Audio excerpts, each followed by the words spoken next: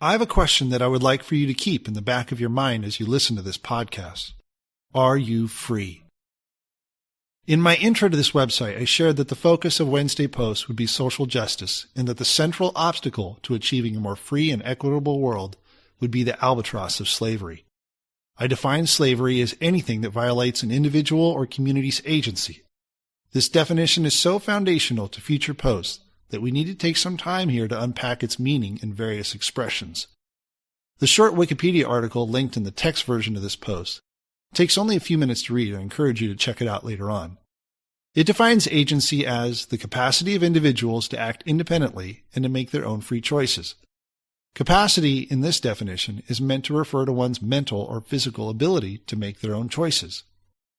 Trust me, it's not lost on me that as I discuss slavery, I do so as someone who comes from a majority ethnic heritage that is responsible for the literal physical enslavement of entire minority populations. Note that I said is responsible, not was responsible. I'll return to this in future posts. However, the blunt historical example of the African slave trade on through the Jim Crow laws and eventually the civil rights movements of the 1950s and 60s is usually the reference point for most Americans when they are talking about slavery. I honestly cannot begin to fathom the humiliation and horror of those who experience this form of slavery. In future Rage Against the Machine posts, we will certainly identify present-day expressions of this form of oppression and strategize on how to fight these injustices. But note that mental ability was also a key capacity and agency.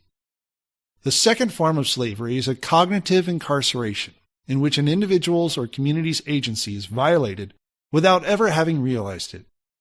It's a slave camp populated by the hopeless, or by those who have been conditioned to being content with so much less than what could or should be theirs, like a caste system. Those in power, whether in government, industry, religious institutions, etc., preserve their wealth and position by ensuring that those being subjugated continue to have inaccurate or limited knowledge. This all but guarantees that the options from which the masses can, quote-unquote, freely choose will never result in upsetting the established order. This is what the 19th century French political scientist and historian Alexis de Tocqueville called soft tyranny or soft despotism, or what I will refer to as soft slavery. In future posts, we will identify examples of this more subtle form of slavery and ways that we can challenge the systems that support them. One thing that hard and soft slavery have in common is that in both cases those who are subjugated are dehumanized and then reduced to a mere commodity. So as Deep Throat said in All the President's Men, we will often, quote-unquote, follow the money when examining systemic social injustice. Lastly, it is very important to remember that an addiction to power and position is itself a form of slavery.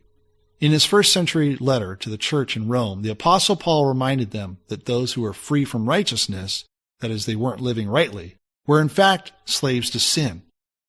If you have been a human being long enough, you have, like me, played the role of both tyrant and freedom fighter. Let's not embrace the same cruelty and dehumanize the current masters, lest we forget our own history and common humanity. Rather, let us lovingly oppose the oppressors and remember that they, like us, need to answer a variation of the question that we started with. Are we free?